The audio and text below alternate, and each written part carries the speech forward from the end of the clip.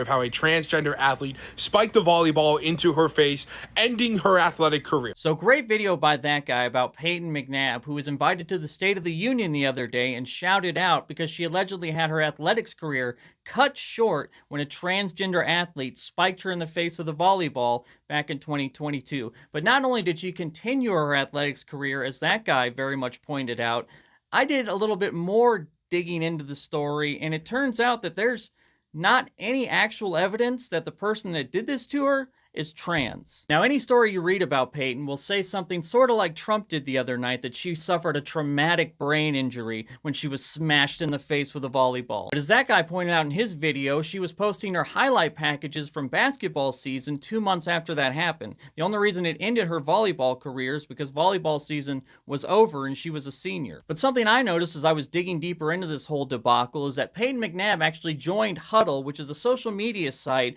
where athletes can post their highlight reels 8 days after the supposed traumatic brain injury incident on September 1st. Kind of seems like an odd move for somebody that thinks their athletics career has been ended. Something else I found as I was digging around is that Peyton Mcnabb actually gave testimony during a bill hearing in North Carolina about how this was such a tragic event. But seeing as she was currently playing softball, she couldn't go with "it ended my athletics career." So she put a slightly different twist on it. Let me know what y'all think. I was unable to play the rest of my last volleyball season, and although I'm currently playing softball, I'm not able to perform as well as I know I have in the past because of the injury. Now, I don't know about y'all, but I'm a pretty big sports fan, and I've heard of things like tearing your knee, blowing out your Achilles, throwing out your shoulder, injuries that you can get past, but you're maybe not as good afterwards. But I ain't never heard of no concussion or really even neck injury where you can get back to playing, but now you just suck 30% more. But finally, the main thing I noticed when I was digging around is that every article said things like the student who is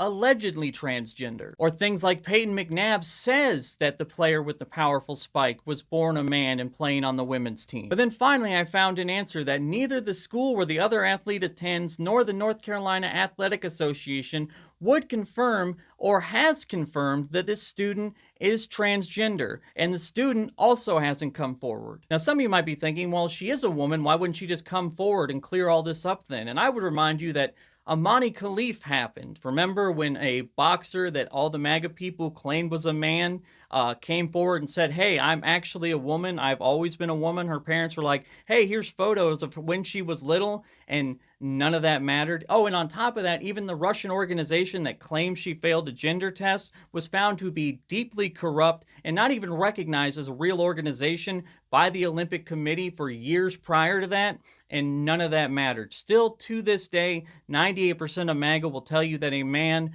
won a gold medal in women's boxing last year. And I would also ask, if this person is transgender and everybody knew about it, like Peyton Mcnabb said, they were 10 games into the volleyball season in this rural North Carolina school district. You mean nobody had made a fuss about it? There wasn't a single school board meeting, nobody freaking out. Riley Gaines or Charlie Kirk or any of those right-wing outlets hadn't run down there. They didn't have like a transgender athlete tracker that seems to spot every single one of the 12 of them that exist in the country. Like, nobody had made a fuss about it up until this happened. Not a word. Seems strange to me. But while that girl will have to remain in hiding for at least a few years, otherwise face tens of thousands of death threats, Peyton Mcnabb, whose volleyball team was 1-7 when she played, and her only basketball highlights are steals, meaning she's not very good, got invited to the White House, got to go to the State of the Union, and was recognized at the State of the Union. Oh, and by the way, is also having a documentary made about her. And that documentary is called, and I wish I was making this up, Kill Shot: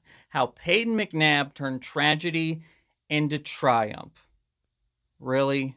Like, this is a definition of rewarding mediocrity. And keep in mind that all this hysteria is over volleyball, a sport that, as adults, we play co-ed in basically all bar leagues across the country. And that's because volleyball, even though there's an occasional freak accident, outside of that, it's a pretty safe sport. So if they can do it with this, they can do it with anything.